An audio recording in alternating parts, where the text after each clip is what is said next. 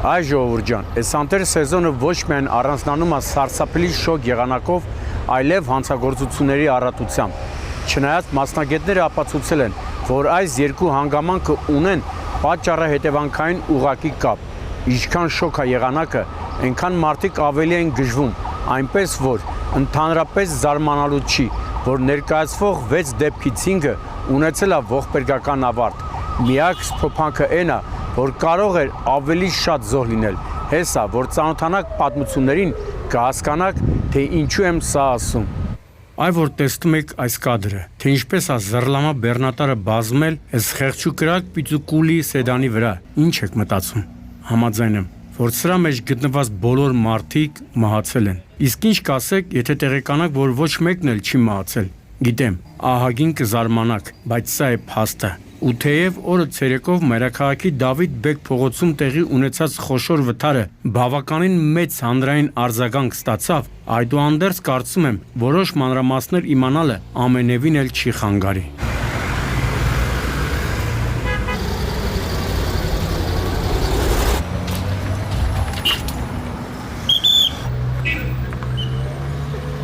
Եվ ուրեմն, դեպքը տեղի է ունեցել ժամը 16-ի սահմաններում, Թոխմախի Մռուի մոտ։ Ինչպես տեսնում եք, տուժած մեքենաները, եթե հաշվի առնենք նաև բեռնատարը, 4-ն են, բայց այնպես չի, որ գործ ունենք շղթայական վթարի հետ։ Ասենք, մեկը խփեց մի մեքենայի, նա էլ առաջ շարժվելով խփեց մեկ այլ ու այդպես շարունակ։ Ոչ, այս ամբողջ թամաշայի մեղավորը այս բեռնատարն է, որի արգելակման համակարգը դադարել է լսել վարորդին այն էլ սպուսկի ժամանակ։ Ու հետևանքը հեսա, խնդրեմ, չնայած ինչ եմ այսքան խոսում, հենա վթարի կադրերը ցույց տանք, ամեն ինչ պարզ կդառնա։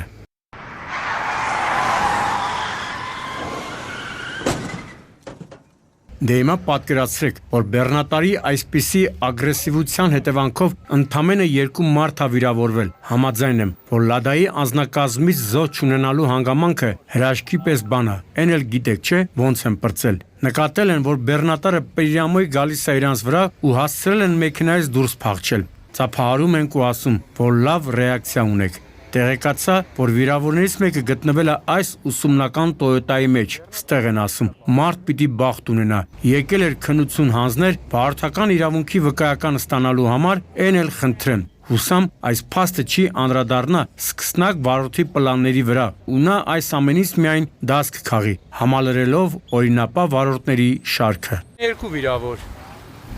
Մի վարորդ են անդե ներքև նա։ Վերջ, էլ հրաշք կամ երջանիկ պատահականություն չկա ժողովուրդ ջան, ու ողբերգական ելքով վթարները սկսում ենք Արարատի մարզից, ավելի ստույգ Մարմարաշեն գյուղում կատարվածից, ու էլի վթարի մասնակիցներից մեկը ռուսական արտադրության մեքենա է։ Տարբերությունն այն է, որ եթե նախորդ դեպքում Լադայի ղեկին եղել է ոչ տարիքով մարդ, այս դեպքում Զրովեցի ղեկին եղել է 75-ամյա Ասլանը, այսինքն իր մեքենայի մոտավոր հասակակիցը։ Այս վթարն էլ է տեղի ունեցել օրը ցերեկով, ավելի ստույգ ժամը 14:20-ի սահմաններում։ Այժմ հնարավորություն ունեք տեսնելու վթարի պահը։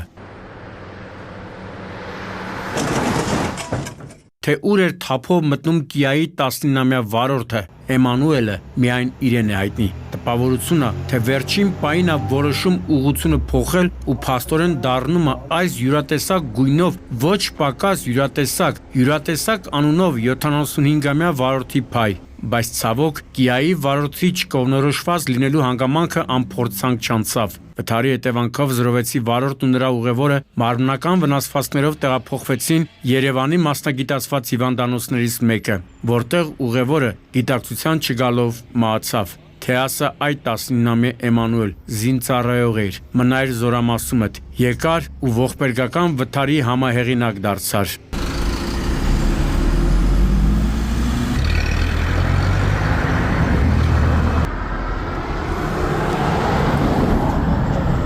Բայց ասեք, որ տեսախցիկի արկայությունը մի կողմից էլ լավ է, ամեն քայլափոխը արսնագրվում է։ Հետևաբար, մասնավորապես վթարներից հետո վարորդները իրենց մտածած լոլոները առաջ տանելու հարցում տակ են տալիս։ Լավ, ինչևէ, այս մարզից շատ չհեռանանք ու տեղափոխվենք Երևան-Երազք ավտոճանապարհի 18-րդ կիլոմետր, որտեղ առավոտ ժամը 11-ի սահմաններում տասնյակ վարորդներ շղթայական վթարի ականատեսը եղան։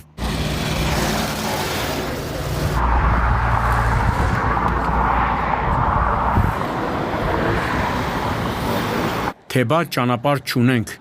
չունենք, հեսա խնդրեմ, էսելո եվրոպական բարձր ստանդարտներին համապատասխանող բետոնից ճանապարհը հյուսիս հարավի մի հատվածը, այս վարորդները, որոնք ճանապարհների անորակությունից են խոսում, նման դեպքերում էլ մեկ այլ ծայրահեղության մեջ են հայտնվում, ոտքները գազի ոտնակից չեն հանում, չնայած այս դոջի վարորդը կարող է բողոքարկի ասածս, կասի Շամշան, ախր իմ մեքենան սպորտային է, հենց սա հնարողներն են նախատեսել, որ պետք է տանջել գազի ոտնակը, ոչ հարգելիս, գնա ամայի ճանապարհ, որտեղ մեքենա ընդհանրապես չկա, ու ինչ ուզում ես արա։ Հետ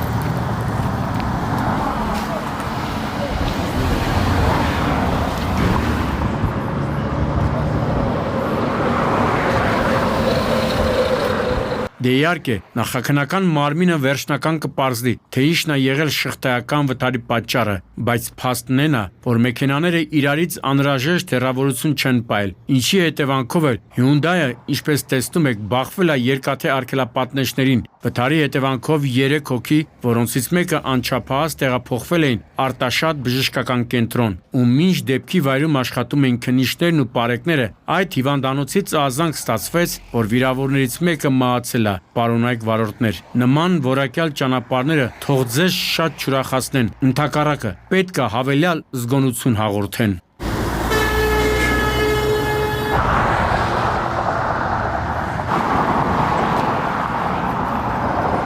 Հիմա Արարատի հարևան Արմավիր մարզում տեղի ունեցած պատահարի մասին, որ ասում եմ տեսախցիկների արկայությունը անհրաժեշտությունը չեք հավատում։ Երբ ժամը 16:20-ի սահմաններում ահազանգ ստացա, թե Volkswagen-ի ու Mitsubishi-ի բախման հետևանքով վերջինը հայտնվել է ճանապարհի երթևեկելի գոտուց դուրս ու կարծես թե զոկա, անմիջապես հասկացա, որ պետք է արագ հասնել դեպքի վայր, ահազանգողի պատմածներից մտովի պատկերացնելով ու վերլուծելով կատարվածը։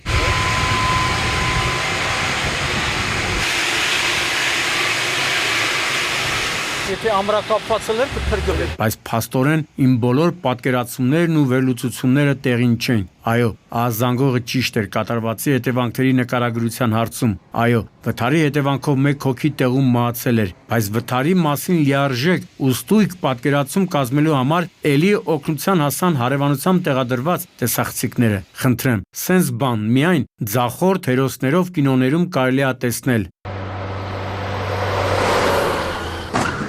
Տեսակ ինչ կատարվեց, են կապույտ Volkswagen-ը կանգնեց, մեկ էլ ինչ-որ պահի վարորդը որոշեց հետադարձ կատարել ու թվում է, թե վարորդը պետք է հաշվարկած լիներ մանևրը կանցնի առանց խոչընդոտի, բայց դա միայն թվում է, Mitsubishi-ն գալիս ու մխրճվում է Volkswagen-ի մեջ, եթե չլինեին տեսախցիկների կադրերը, հիմա դժվար կլիներ վերարտադրել կատարվածը, բայց դրանց օգնությամբ կարող ենք միանշանակ պնդել, որ մեղավորը Volkswagen-ի վարորդն է։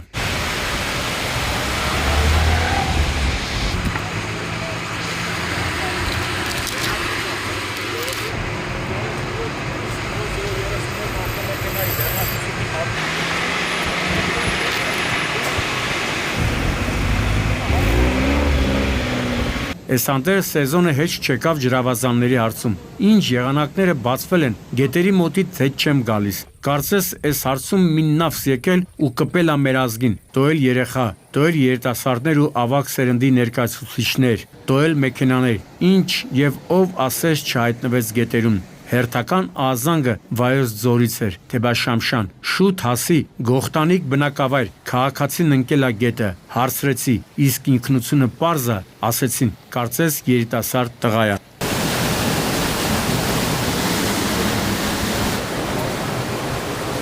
Մինչդեռ դեպքի վայրում տեղեկացա, որ որոնվողը Վայոց ձորի մարզի բնակիչ 21-ամյա Արանն է։ Վերջինը լողանալու նպատակով էր գնացել Գողտանիկի ջրվեժ, բայց իրոք ամեն անգամ համոզվում եմ, որ մեր սիրելի երկրում այնքան լավ ու չբացահայտված գողտրիկ տեղեր կան բնության գրքում, որ եթե պատշաճ PR տարվի, տուրիստների քանակը անգամներով կշատանա։ Գողտանիկ ջրվեժը հենց դրանցից մեկն է, շատ սիրուն տեղ էր, ու առաջին հայացքից թվում էր, թե դու գտնվում ես դրախտում, եւ թե ջուրն էլ շատ խորը չէ, բայց դա միայն թվում է։ Եկեք տեսնենք, թե ինչպես է հատուկ նշանակության փրկարարական աշխատանքների իրականացման կենտրոնի ջրասուզակ Խաչիկ Մուրադյանը դուրս բերում երիտասարդի մարմինը, հետո ասեմ, թե ինչ խորությամբ հատվածում էր նրան հայտնաբերել նա։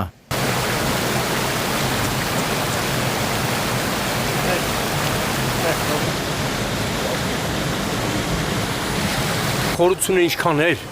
մոտավորապես։ Պատկերացնում եք, երիտասարդի մարմինը ջրասուզակը հայտնաբերել է 6 մետր խորությամբ հատվածում։ Դե ջրվե ջան, նման տեղեր էլ կլինեն, հայրենակիցներ ջան, համաձայն եմ, շատ շոկ է, մարմինը ջուր է ուզում, բնական պահանջ է, բայց այն բավարարելու ժամանակ պետք է չկորցնել զգոնությունը։ Իրոք Հայաստանում նման լիքը տեղեր կան։ Փորձեք մինչև տեղի ընտրությունը լիքը տեղեկատվություն ձեռք բերել։ Այնպես արեք, որ այս կամ այն ջրային ավազան գնալը միայն տեխնիկական բնույթի հարց մնա, ինչպես ասում են, առաջ Աստված։ Եվ վերջում հանրությունը ցնցած հերթական սպանության դեպքի մասին։ Դե այնա, մասնագետը մանրամասն բացատրեց վերջին ժամանակահատվածում հաճախակիացած ծանր հանցագործությունների պատճառը։ Ես էլ եմ համաձայն, որ իրավապանները պետք է ուժեղացնեն կանխարգելիչ աշխատանքները, այլապես բանը բանից անցնում է։ Դարձել են 30-ականների Չիկագոն։ Մնում է ՔՊԱ-ականներից ոմանք դառնան Ալ Կապոնե ու Լակի Լուչիանո։ Այն, ինչ տեղի ունեցավ Մուրացանի 109 նահաստեում, տարիներ առաջ հաստատ չենք էլ պատկերացնի։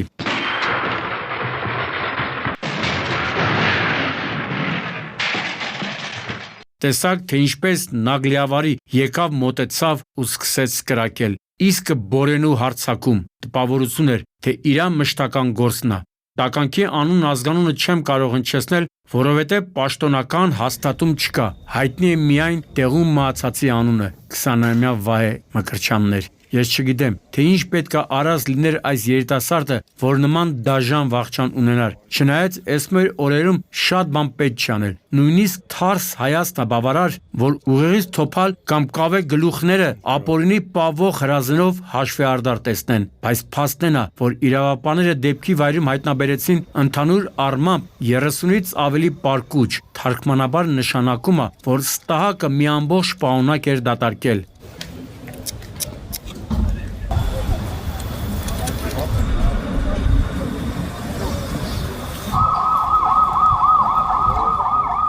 Սպանության եւ սպանության փորձի հատկանիշներով նախաձեռնված քրեական վարույթի շրջանակներում մեկ հոգի որպես կասկածյալ քննիչի որոշմամբ ձերբակալվել է։ Պարզվել է նաեւ, որ մեկ նռնակ է պայթեցվել, մեկն էլ չի պայթել։ Մարմնական վնասվածքներով Երևանի մասնագիտացված հիվանդանոցներից մեկն էր տեղափոխվել 15-ամյա տղա։ Ահա տխուր վիճակագրության որոշ տվյալներ։ Մարդիկ, խելքի հաշեցեք, իրավապաներ, զարթնեք, հաստատուն քայլերով երկիրը վերածում ենք դժոխքի։ Տարբեր տեսակի զենքեր օգտագործվում են։